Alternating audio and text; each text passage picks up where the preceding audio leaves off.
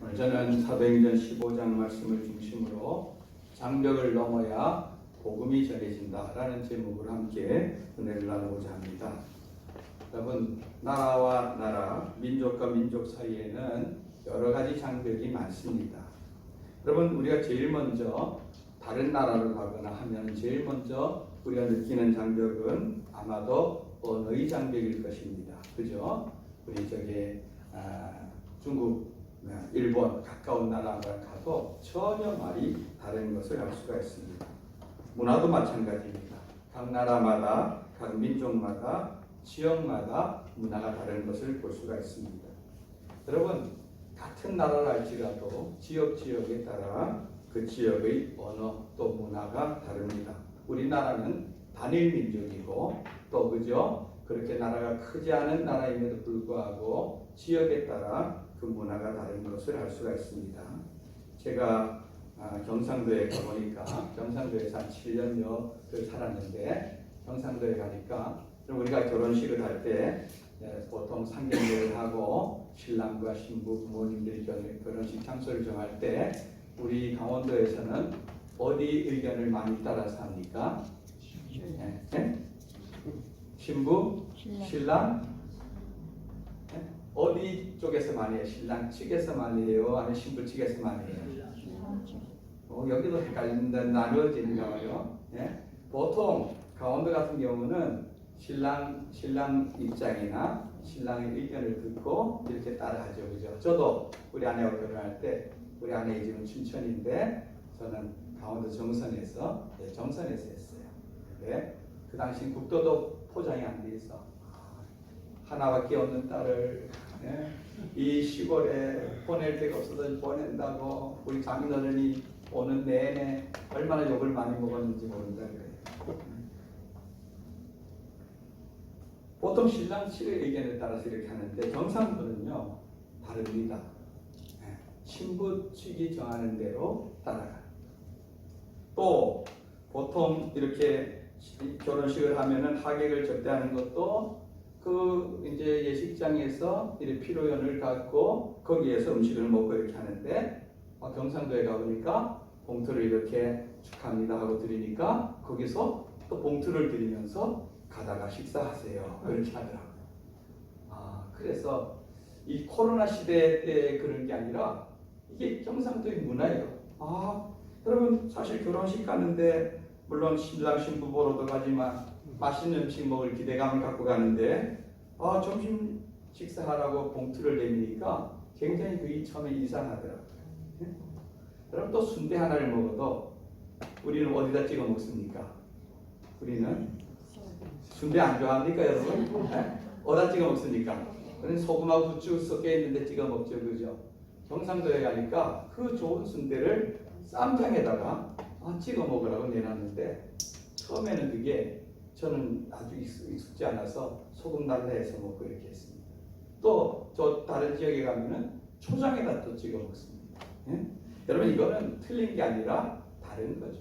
어릴 때부터 내 익숙한 문화 속에서 우리는 자라서 다른 것을 이렇게 받아들이기 쉽지 않습니다. 여러분 같은 나라에서도 지역마다 이렇게 다른데 나라가 달라지면 얼마나 많은 것이 다르겠습니까? 예를 들어서 우리나라에서는 제 아들이 공부를 잘해서 서울대학교에 들어갔다. 만약 이렇게 하면은 그 사람이 어떻게 합니까? 주변에 있는 사람들이 여보 축하합니다. 축하하네. 이러면 그리고 뭐라고 합니까? 한턱 내세요. 한턱 쏘세요. 이러면은 돼지를 잡든지 아니면은 어디 식당을 가든지 잔치를 벌여서 내 아들을 이렇게 좋은 대학에 보낸 것을 또 자랑하고 또 축하하고 하는 자리를 마련합니다. 가까운 일본만 해도 어떻게 하냐면은 만약 제가 이웃에게 이번에 우리 아들이 서울대학교 입학했습니다 이렇게 하면은 이웃 사람들이 축하합니다 이러면서 한턱 내세요 이러는 것이 아니라 그분들이 다 봉투를 하나씩 준비해가지고 이렇게 준다고 합니다. 왜냐하면은 누가 누구에게 주냐면은 이웃 사람들이 서울대 들어간 학생의 부모님에게 드리는데 그 이유는 공부 공부 잘해 서울대 들어간 것도 대단하지만 앞으로 공부하려면은 학비도 많이 들고 책도 사보고 해야 되니까 살림에 못했으라고 부모에게 준다고 하는 것입니다. 여러분 이렇게 똑같은 일을 당해도 그 나라의 문화가 다르기 때문에 다르게 나타나는 거죠. 어느 게 옳고 어느 게 그른 것이 아닙니다. 각각 생각과 입장이 다른 것을 알 수가 있습니다. 여러분 복음을 세계 모든 나라에 또 모든 민족에 전해지기 위해서는요 이런 넘어야 될 장벽이 많이 있습니다. 사실 초대교회도 이런 장벽 때문에 홍역을 치러야 했습니다. 여러분 우리 기독교는요 유대교의 뿌리를 두고 있습니다. 여러분 유대교와 기독교의 차이는 뭡니까? 유대교는 하나님께서 보내시기로 한 메시아가 아직까지 안 왔다고 그것을 기다리는 자들이 유대교입니다. 그들도 모세오경 하나님의 말씀 구약 말씀을 하나님의 말씀으로 받아들이고 믿지만 아직 메시아가 오지 않았다고 그들은 믿고 기다리고 있고 우리 기독교인은 하나님이 보내시기로 한 그 메시아가 누구다? 예수님이다 하는 것을 믿는 차이가 있는 것입니다. 예수님을 그대로 믿느냐 믿지 않느냐에 따라서 유대교와 기독교가 나뉘어진 것입니다. 사실 유대교도 이방인들에 대해서 포용했습니다. 성전에도 보면은요 거기 보면 제사장들이 들어갈 수 있는 구역이 있고 그 다음에 유대인 남자들이 들어갈 수 있는 구역이 있고 유대인 여자들도 들어갈 수 있는 구역이 있고 마지막에는 이방인들이라고 있었습니다. 이방인들 가운데 유대인처럼 하나님을 믿고 할례를 받은 사람들이 거기 들어가서 예배를 하나님의 성전에서 예배를 드릴 수 있었습니다. 예수님 성경에 보면은 그 양을 팔고 소 팔고 성전에 사는 그 자리가 있죠. 그게 바로 이방인들의 일부분인 것입니다.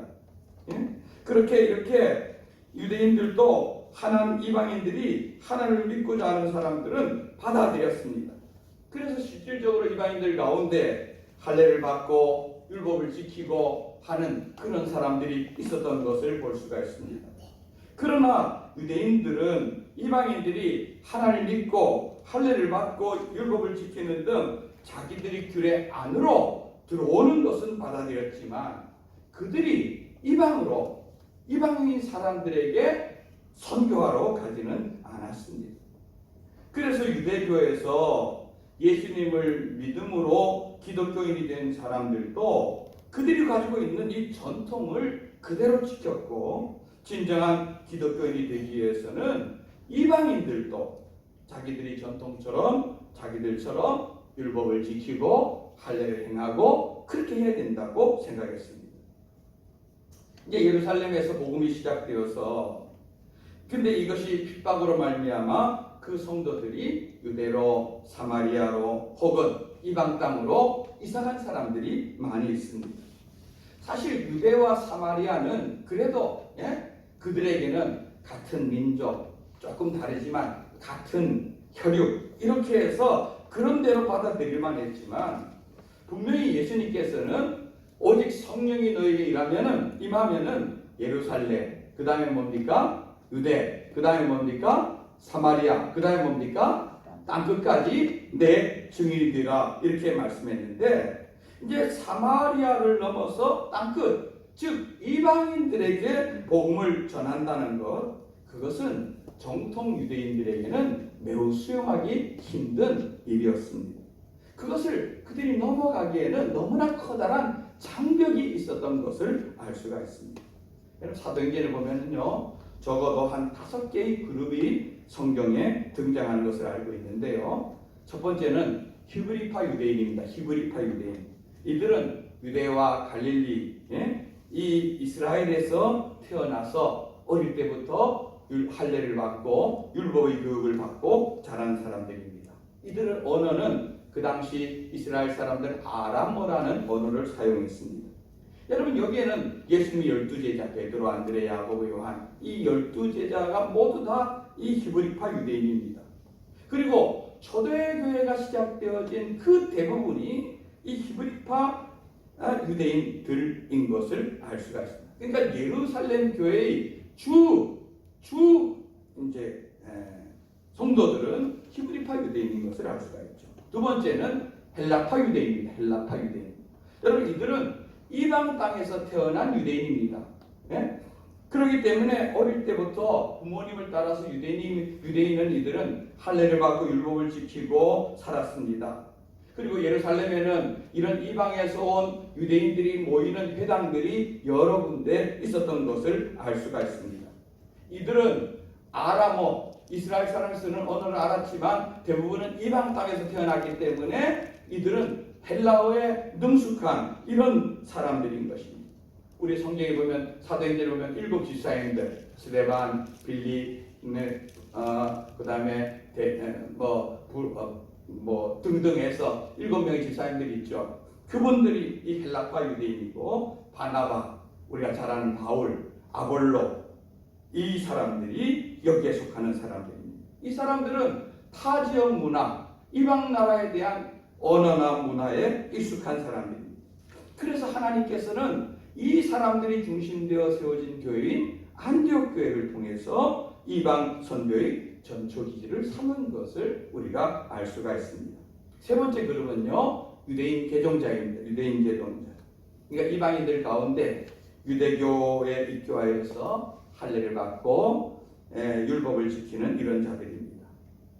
빌립이 전도했던 저 에디오피아 그 여왕의 내시, 물론 그는 할례 받은 건 아니지만 그도 유대교에 개종했고 그 당시 구하기 힘든 성경책을 갖고 돌아가던 그런 자 아닙니까? 7 집사님 가운데 한 명인 안디옥 유대교에 입교한 니골라 집사님 같은 경우도 이런 자의 개종한 이방인으로 볼 수 있는 것입니다.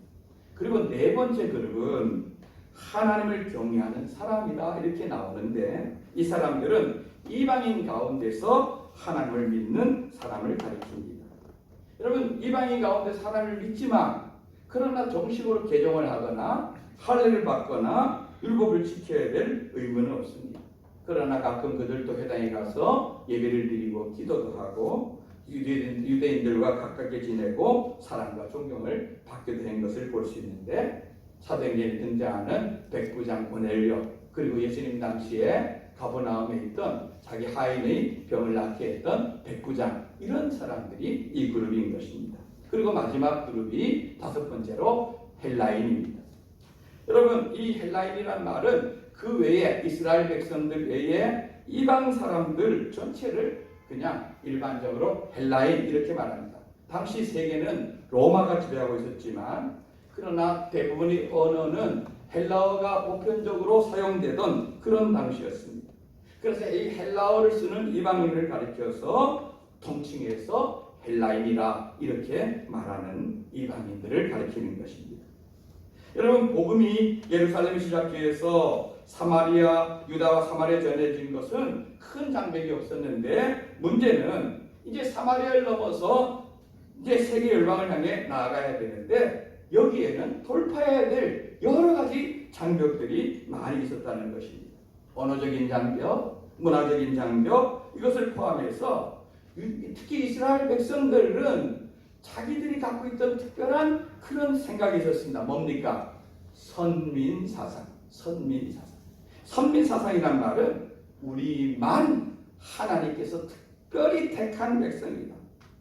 여러분 이거는요 물론 자기들 스스로 하나님이 우리를 택했다는 우리는 아브라함의 후손이다 우리는 하나님이 택했다는 이런 자부심이 있는 것은 좋은 일 같지만 그러나 그런 시각으로 이방인들을 바라볼 때 그들은 이방인들을 개같이 여겼다 그랬어요. 개같이. 그리고 저들은 지옥의 땔감이라 이렇게 여겼습니다.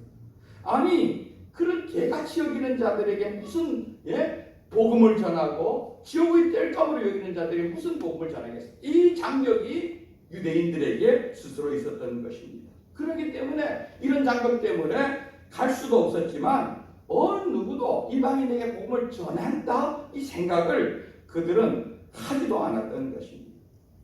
하나님은 이제 선교가 이제 예루살렘에서 출발해서 사마리아까지 넘어가야 되는데 이 장벽을 돌파하기 위해서 특별한 방법을 사용하고 계시는 것을 알 수 있습니다. 바로 그것이 뭐냐면은 베드로와 고넬료를 만나게 하는 장면입니다. 여러분 베드로는 어떤 사람입니까? 예? 베드로 초대교회의 지도자이고 대표적인 지도자일 뿐 아니라 뼛속까지 유대인입니다. 뼛속까지 유대인. 예? 그런데 이 고넬료는 어떤 사람입니까? 이방인 가운데 아까 말한 네 번째 그룹에 속해 있는 예? 하나님을 경외하는 사람, 예? 그 속에 속하는 사람으로서 예? 하나님을 믿고 구제도 하고 기도도 하고 이러는데 아직 예수님을 그에게 전해줘야 되는데 예수님이 오셨는데 이 복음의 문을 그에게 알릴 사람이 없는 것입니다. 그래서 하나님께서는 이 베드로와 고넬료를 만나게 하심으로 이 양 속에 있는 그 장벽을 깨뜨리는 작업을 하시는 것입니다. 그래서 하나님께서는 특별한 방법으로 환상을 사용하십니다. 먼저 고넬료에게 가서 야 고넬료야, 하나님 저기 성경에 보면 하나님이 사자를 보내서 고넬료야, 요바에 가면은 베드로라는 사람이 있다. 그 사람이 있는데 그 사람을 초청해서 말씀을 들어라 이렇게 합니다. 그러니까 고넬료에게는 아주 특별한 경험이죠. 그가 기도하다가 그런 하나님이 음성을 듣고 자기 사람들을 그에게 보냅니다. 그리고 반대로 또 하나님께서는 베드로에게 찾아가서 베드로가 낮 시간 12시쯤 돼가는데 지금 시간쯤 돼서 배가 좀 고프죠. 그죠? 그래서 식사를 준비하라 그러고 하나님께 기도하는 시간인데 하나님께서 갑자기 그에게 환상을 보여주십니다. 사도행전 10장 11절 12절 말씀을 앞을 보고 읽어봅니다. 시작. 하늘이 열리며 한 그릇이 내려오는 것을 보니 큰 보자기 같고 네 길을 내어 땅에 들이왔더라. 그 안에는 땅에 있는 각종 네 발 가진 짐승과 기는 것과 공중에 나는 것들이 있더라. 아멘. 이게 보면 하늘에서 환상 중에 큰 보자기가 이렇게 내려옵니다. 네 개가 달린 보자기가 내려오는데 그 안에는 각종 짐승들, 날짐승들 등이 그 안에서 우글우글거리고 있습니다. 그런데 하나같이 모든 것이 이 정결한 유대인들은 한 번도 먹지 않은 그런 부정한 동물들, 짐승들만 있는 겁니다. 여러분, 오늘날 우리 기독교인들은 음식에 대해서 자유롭습니다. 그죠? 뭐든지 우리가 감사함으로 먹으면은 다 되고 그렇게 우리가 가르치고 우리는 그렇게 합니다. 혹시 여러분 예수님 믿기 때문에 돼지고기 안 드시는 분 있습니까? 혹시 예수님 믿기 때문에 추어탕 안 드시는 분 있습니까? 구약 율법에 의하면은 그런 비늘이 없는 고기나 아니면은 되새김질 못하는 고기나 이런 걸 먹지 말도록 돼 있는데 예수님이 오셔서 우리는 다 그 음식에 대한 것들을 다 깨끗하게 정리하셨다 생각해서 자유롭게 먹습니다만 구약의 율법을 기준으로 그 모세오경을 기준으로 살아가는 이슬람 사람들, 이 사람들은 음식에 대해서 굉장히 예민합니다. 그래서 우리나라에도 지금 뭐 이태원이라든가 저기 부평이라든가 이런 이 외국인들이 많이 들어와 있는 곳에서는 그 이슬람 사람들만이 들어갈 수 있는 식당이 있습니다. 거기 가면은 할랄 이런 표시가 있습니다. 할랄이라는 말 여러분 들어보셨죠? 할랄 음식, 할랄 문화 이렇게 한번 띄워주시기 바랍니다. 할랄. 이 할랄이라고 해서 이런 표시가 간판에도 달려 있고 아니면은 깃발로 이렇게 식당 앞에다 달아서 이 음식점은 이 이슬람 사람들이 와서 무엇이든 시켜 먹어도 그들의 정결 예법에 그냥 관계없다. 이런 것을 이렇게 표시를 해서 붙여놓은 것을 알 수 있습니다. 만약에 이들이 어떤 장소에 어떤 지역에 갔는데 거기에는 이런 특별한 식당이 없으면은 그들은요 굶으면 굶었지 절대로 음식을 사 먹지 않는 것입니다. 여러분 유대인들도 마찬가지죠. 여러분 유대인들도 어릴 때부터 철저한 율법의 교육 속에서 정한 식품, 부정한 식품 이것에 대한 얼마나 철저하게 지켜왔습니까? 하나님께서 근데 부정한 그런 동물들을 그에게 눈앞에 펼쳐놓고 이렇게 말하면 베드로야 일어나서 잡아먹으라. 베드로가 아무리 배가 고프다 그래도 여러분 아멘 하고 먹겠습니까? 아닙니다. 펄쩍 뜁니다. 아이고 하나님 무슨 말씀이십니까? 제가 이 나이가 되도록 이런 거 한 번도 안 먹는 것 이게 우리 전통이었고 지금까지 우리는 이것 속에서 살아왔는데 나는 못 먹겠습니다. 그런데요 이 환상이 한 번 끝나는 게 아니라 두 번째, 세 번째 여러분 3, 4번은 뭡니까? 반복하고 강조하는 거죠. 그죠? 하나님께서 그만큼 이 베드로가 갖고 있는 장벽이 컸다는 것을 의미하는 것입니다. 그래서 베드로가 이 꿈을 이상한 환상을 꾸는데 도대체 이게 뭘 말하는지 저 왜 우울거리고 있는 저 그 부정한 짐승이 뭘 말하는 건지 그걸 고민하고 있는데 누가 진문을 두드리는 겁니다. 그래서 나가보니까 누굽니까? 이방인인 고넬료가 보낸 사람들이 그때 집 앞에 도착해서 베드로에게 여차여차해서 우리가 왔습니다 말하는 겁니다. 그러니까 아하, 하나님께서 나를 지금 저 부정한 이방인에게로 보내려고 이 환상을 보여주었구나. 그가 그것을 인정하고 고넬료에게 이제 집에 가는 것을 알 수가 있습니다. 사실 그 당시는요, 유대인들은, 정결한 유대인들은 이방인들과 만나서 같이 대화하는 것, 또 같이 식사하는 것, 이게 아주 엄격하게 금지되어 있는데 베드로는 이런 하나님의 강권적인 환상을 봤기 때문에 어쩔 수 없이 그가 그곳에 갑니다.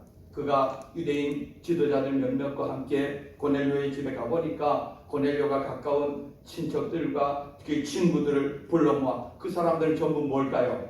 이방인이죠. 이방인. 유대인들이 관점에서 본 이방인들을 불러 모아놓고 베드로 사도를 기다리고 있었습니다. 그리고 이 고넬료의 마음은 이미 하나님이 천사를 통해서 그가 경험한 대로 하나님이 자기를 위해서 어떤 귀한 분을 특별히 보내주신다는 그걸 알기 때문에 그의 마음은 또 거기 있는 사람들의 마음은 활짝 열려 있었던 것을 볼 수 있고, 그리고 베드로가 그들에게 예수님에 대해서 예수님이 어떻게 오셨고 어떻게 죽으시고 죽은 지 3일 만에 다시 부활한 그 얘기를 말씀을 전할 때에 아마 베드로 그 고넬료와 그 모든 그곳에 있던 사람들은 아멘 아멘 하면서 베드로의 말씀을 받았을 것입니다.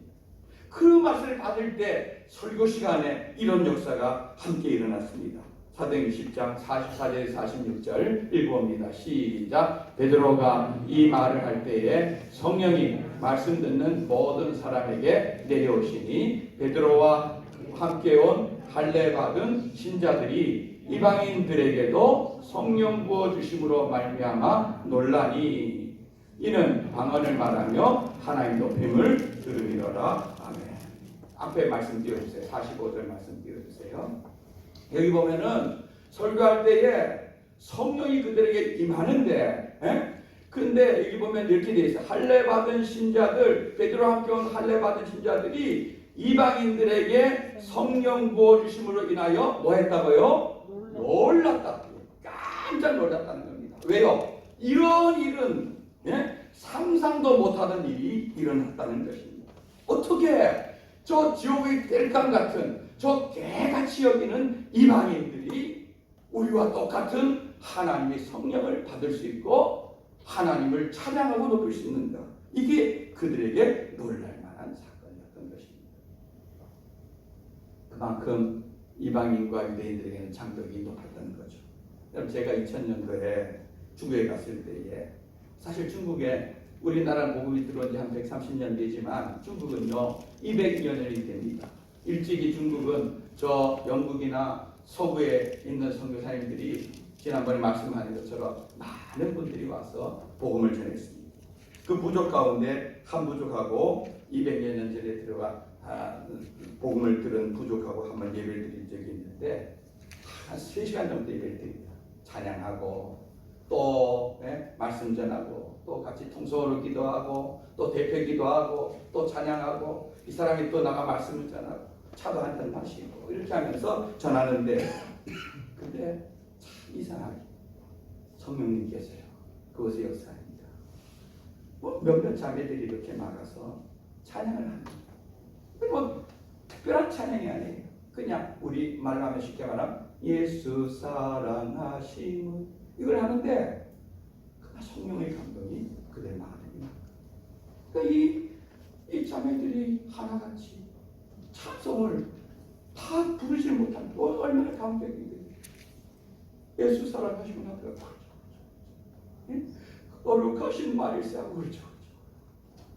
그게 그냥 누가 뭐 의도한 것이 아니라 성령님이 역사하시는 그런 자리. 그리고 저희들이 같이 갔던 목사님 한 분이 거기들에게 말씀을 전하는데 그때 목사님이 너희들 성령을 사모하라 하는 그런 말씀을 전했어요. 물론 통역을 선교사님이 하셨지만 그런 말씀을 전하고 우리 성령님 사모합시다. 여러분 오랫동안 복음을 들었지 몇백 년 전에 복음을 들었지만 우리들 속에 성령님이 살아계심을 경험하고 성령님을 통해서 방언하고 성령님 안에서 신앙생활 합니까? 우리 성령 충만을 사모하며 기도합시다. 나가서 기도할 때 저희들이 물론 목사님들은 안수도 하고 그들이 기도하고 할 때에 성령이 그 자리에 충만하게 임했어요. 저들도 깜짝 놀라겠다. 성령님은 언어도 달라도 민족이 달라도 나라가 달라도 우리에게 역사하신 성령님은 동일한 성령님이 역사하시는구나 하는 것을 보고 알 수가 있었던 것을 알 수 있었던 그런 시간들이 생생한 것입니다. 여러분 지금 고넬료의 그 가정에 이제 베드로를 통해서 성령이 임한 그리고 그들이 예수님을 믿게 된 이 사건은요 초대교회 나중에 굉장히 중요한 초대교회가 바로 믿음 안에 세워지는데 굉장히 중요한 역할을 합니다. 우리가 오늘 읽은 이 사도행전 15장 말씀은 초대교회가 유대교와 이방교회로 나뉘어지느냐 아니면 한 복음과 한 믿음 안에 함께 나가느냐는 아주 중요한 첫 회의가 열리는 장면인 것을 알 수 있습니다.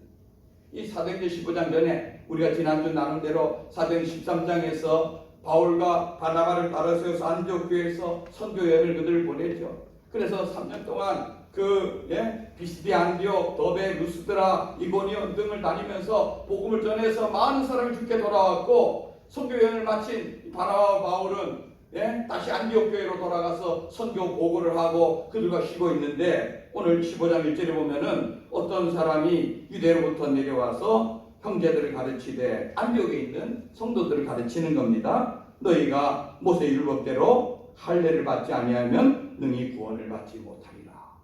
그가 와서 하는 말이 할례 받아야 뭐한다? 구원받는다. 이 말을 하는 겁니다. 어디에서 온 자들이요?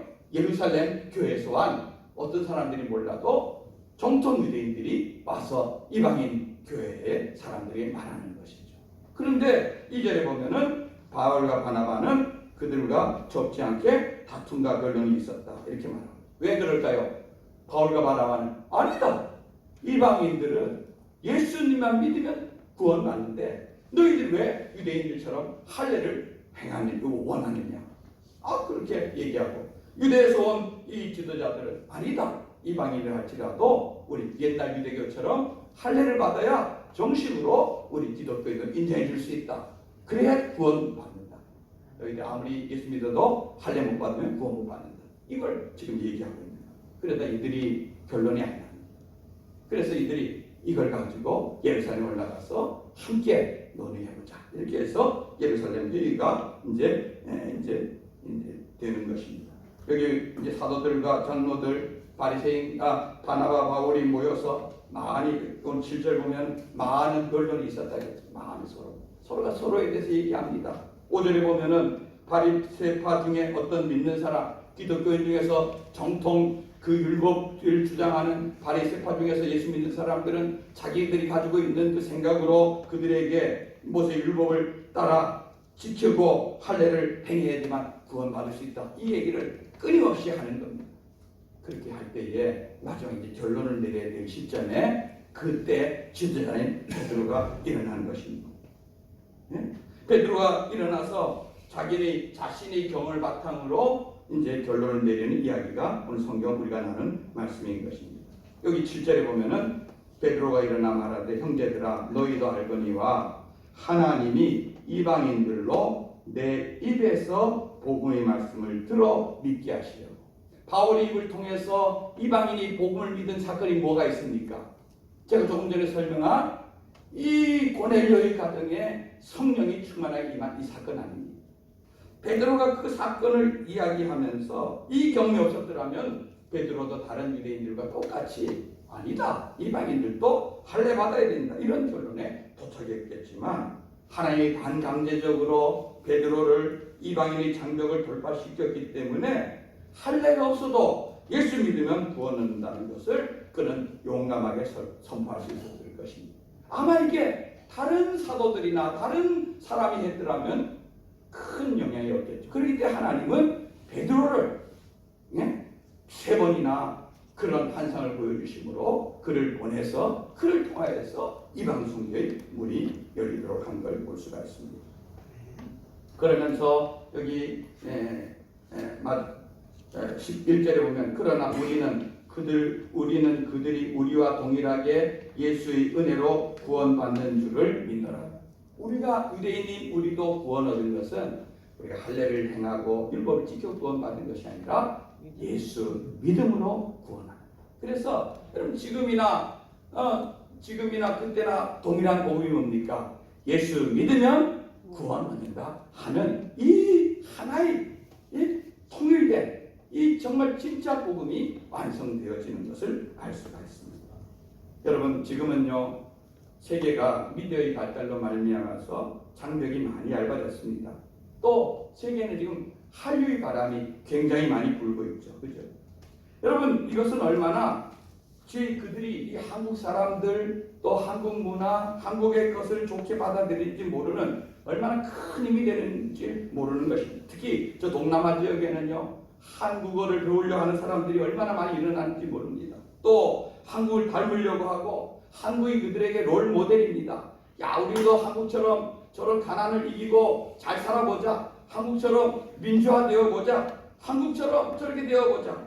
여러분 사실 우리나라도 가장 가난하고 가장 어렵고 이렇게 했을 때 선교사님들 통해 복음이 들어오고 그 복음이 전파되면서 이 민족이 회복되고 이 나라에 일어난 것처럼 이제는 우리 바통이 우리에게 주어진 것입니다. 그래서 이제는 우리는 이것을 가지고 세계 열방에 나가서 복음을 전해야 되는데 우리가 태국에 가서 학교들에 가면요 그 교장 선생님부터 많은 학생들 때로는 수천 명 때로는 수백 명의 학생들이 3시간 4시간을 한국을 위해서 다 시간을 할애합니다. 거기 가서 우리가 마음껏 공연하고 한국 문화 전하고 태권도도 하고 부채춤도 추고 그것만 합니까? 우리 목적은 뭡니까? 어떻게든 그들이 복음을 전하려고 사역리도 하고 이렇게 해서 또 선교사님이 나가서 복음을 전하고 이렇게 하던 정말 그 시절이 우리가 있었던 것을 볼 수 있는데 코로나 때문에 이게 막혀 있는데 이것만 정리되면은 다시 그 길이 열리고 우리가 뛰어나가야 될 줄 믿습니다. 마지막 시대에 이 복음을 위해서 하나님이 열어두신 이 기회를 우리가 잘 활용하여서 착하고 충성된 종으로 복음과 하나님 나라에 쓰임받는 우리 삼척 동부교회와 우리 모든 성도들 되시기를 주님의 이름으로 축원드립니다. 아멘.